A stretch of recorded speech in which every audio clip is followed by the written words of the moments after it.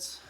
We're just getting you another quick update here. We're still focusing on the Zebra Finches, my orange-breasted ones. So we're gonna focus on a little bit here on what type of nesting materials I use, how much I give the Zebra Finches, things like that. So we've got everyone set up. You guys saw the first video, hopefully.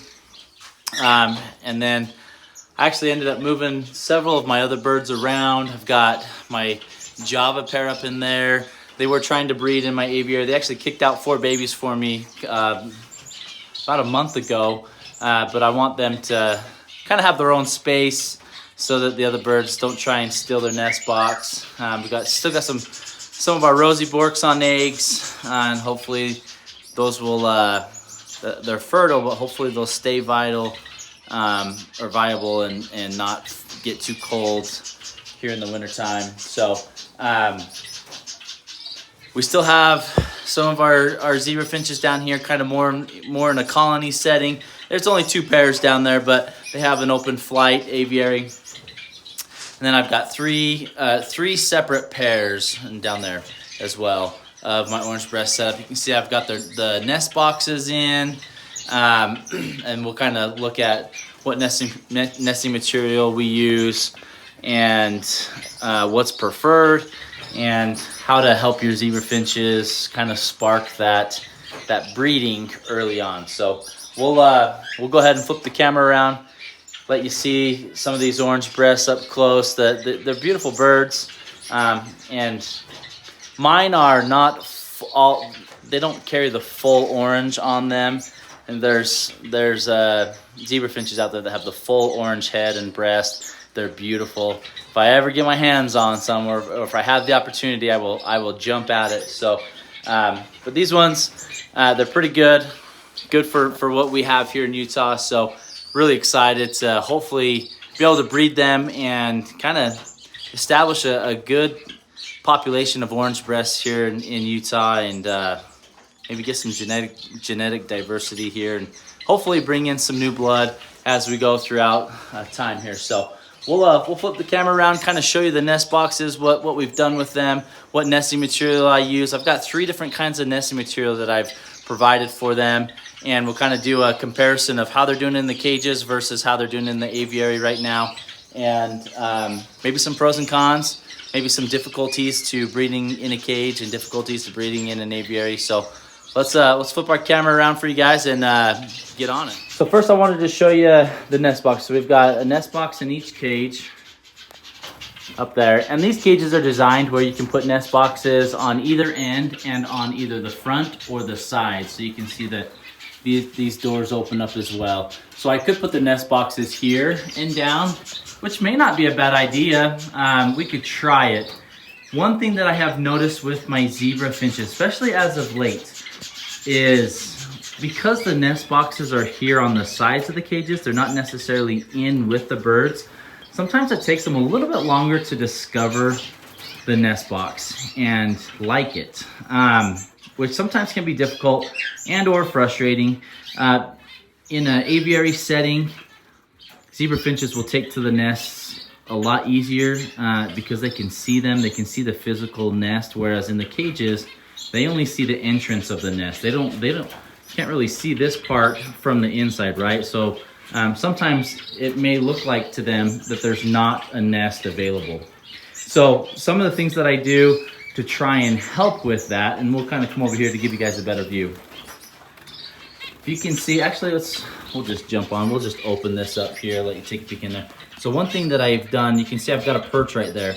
I've got a perch right below the perch that's sticking out for the nest box. And I do that so that they can land there on the perch, and then their ability to see the nest right next to them is pretty high. So I've tried that in all their cages, so then that way when they fly over here to this perch, they can see that nest box, and the nest box, as you can see, has a perch sticking out from it. So it's not completely invisible to them, but putting that perch right there below it, close by the nest box, really helps them discover that nest box quicker. And usually once they've discovered it, then they take to it quite rapidly. So what I've done also, another way to help your zebra finches identify the nest. And this really, you can take these ideas for really any cage setting, whether you have your nest box in the cage or on the outside of the cage. I've already thrown in just some random straw and nesting material in there. I've purposely tried to make some of it stick out of the entrance, so then they can see the nesting material sticking out of the entrance of the box within the cage, and it sparks their interest. They go and they investigate, and once they discover that it's a nest box, usually that excites them, and they jump at the moment to take it over. So I've added nesting material into all of their boxes. I just did this today, so they have not gone in and discovered the nest boxes yet. So hopefully this will help them to discover it. It may take them a couple days, so just be patient with zebras. Odds are, if you have a pair that's ready to breed, they'll take to the nest box quite quickly. And we've got it up there. You can see the straw sticking out of the nest box up there. So that's one of the nesting materials that I've used. The other nesting material, we've got this, it's called like sisal fiber, I think is what it is. I use this a lot for my canaries. My canaries love this. They use that to build their nest. So I threw this in here to also just pique their interest, give them something to peck around with. And you can see that they've already started to play with the nesting material. We've got some down here on the ground.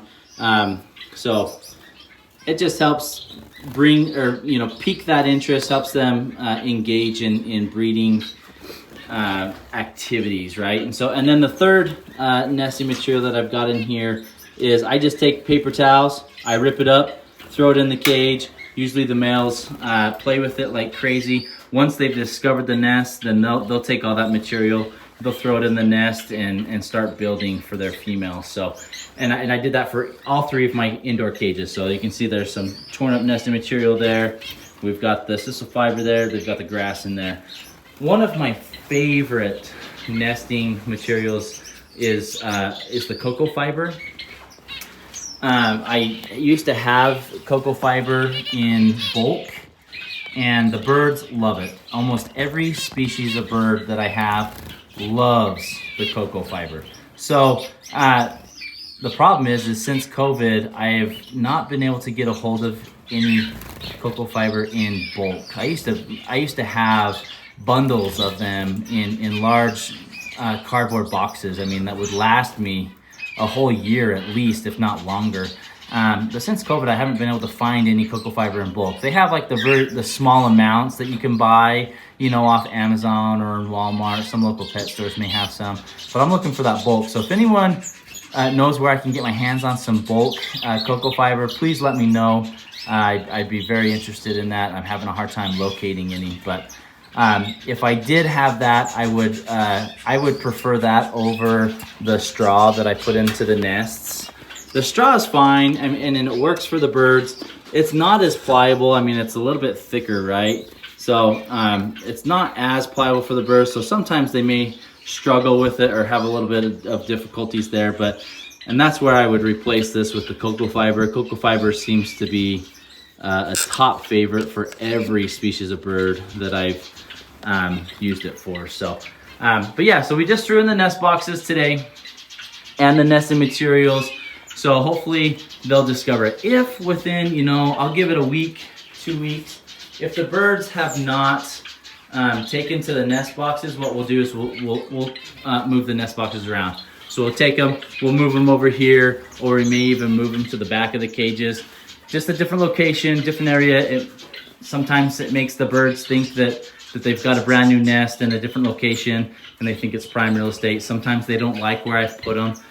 So those are all things that are options that we can do right now. And then if I move the nest boxes around quite a bit and they don't take to them and they are in breeding condition, meaning the male is singing up a storm, he's courting the female, she's receptive to him, they're showing breeding activity, but they're not taking to the nest boxes, then I'll probably grab, the wicker baskets and I'll throw it inside. And once the wicker baskets are in there, they usually take to those really quickly. I just don't like to use the wicker baskets because I've had a lot of birds get their toes caught in there and get injuries. They're hard to access. I can't really handle eggs or look at the babies as freely with the wicker baskets, and they're harder to get in and out of these cages. So that's just kind of where we're at here with these guys. Some of the pros and cons to the nest boxes and to the breeding cages. Going out here to the aviary, we'll jump in here. So I threw nesting material in here yesterday. So you can see they still got a little bit of grass down here in the bottom corner, but you can see they've already started to build their nest box. So one of my pairs has chosen that nest box, and then that nest box in that top corner, the other pair is chosen. So they've already started to build their nest boxes and are showing breeding activity. So I need to throw some more nesting material in here so that they have more than what they need to feel like they can build a successful nest. So let me zoom in here a little bit for you guys. You can see these guys up close. So just my 2 males are orange breasted, the females are not. They do have English genetics in them, so they are larger in size, so they've got some good size to them in hopes that we'll at least get some good sized babies that are some splits to orange breast. So one of the pros to an aviary, your zebra finches are more comfortable and quicker to nest, I've noted, because I've got multiple nesting options. We've got 2 pairs, 3 nest boxes up there.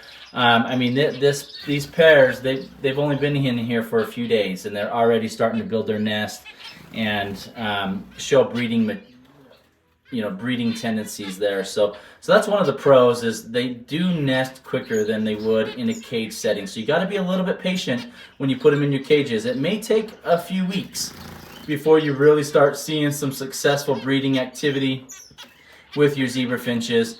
The con to this is there's no guarantee that you have a single pair to the nest, or pairs can build up a nest and then the other pair takes over the nest and lays their eggs in there, vice versa. So there's just no guarantee to your genetic lines for your aviary bred zebra finches. And more times than not, you have a dominant pair that will breed successfully, and then your other pairs are kind of hit and miss whether they breed successfully or not, and if that other dominant pair lets them breed successfully or not. So those are some of the cons to the aviary. Now, zebra finches, most of you know, they usually breed very readily and don't give you too many fits as far as getting some babies to the perch.